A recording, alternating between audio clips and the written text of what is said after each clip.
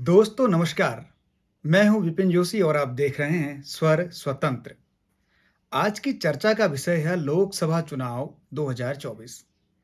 लोकसभा चुनाव 2024 के 2 चरण संपन्न हो चुके हैं और दोनों ही चरणों में कम होता मतदान चिंता का विषय है।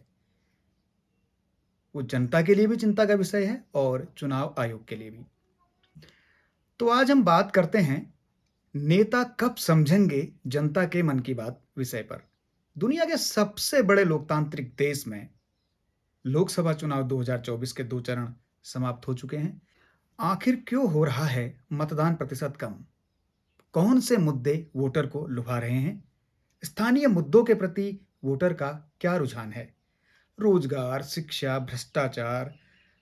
क्या राजनीतिक दलों के प्रतिनिधियों ने, उम्मीदवारों ने इन मुद्दों को अपने मैनिफेस्टो में, पार्टी के मैनिफेस्टो में या अपनी बातचीत में शामिल किया है? या फिर धर्म, जाति, वर्ग, संघर्ष, सांप्रदायिकता को भुना कर एक बार फिर सत्ता बचा ली जाएगी? एक ओर जनता का मन टटोल रहे हैं वैकल्पिक मीडिया के यूट्यूब चैनल्स, तो वहीं दूसरी ओर मुख्यधारा मीडिया सत्ता पक्ष के राजनीतिक ग्लैमर को अनेक रंगों में परोस रहा है। राजनीतिक भविष्यवक्ता, राजनीतिक कमेंटेटर, स्वतंत्र पत्रकार, विचारक, समाज विज्ञानी रोज दिन सुबह शाम विश्लेषण कर रहे हैं, टिप्पणियां कर रहे हैं और सबका विश्लेषण देखें तो एक बात तो स्पष्ट दिखती है कि इस बार जनता यानी वोटर साइलेंट है।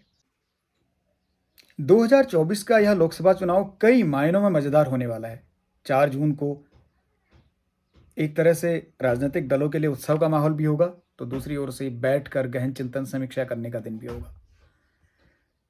और भारतीय लोकतंत्र की छवि को अंतर्राष्ट्रीय स्तर पर क्या असर हुआ है? क्या वो छवि बेहतर बनी है? क्या वो छवि डैमेज हुई है या उसके ग्राफ में कुछ कमी आई है? यह भी देखना दिलचस्प होगा और भविष्य में इन तमाम बातों पर बड़े बड़े विश्लेषक अपनी राय रख रहे होंगे।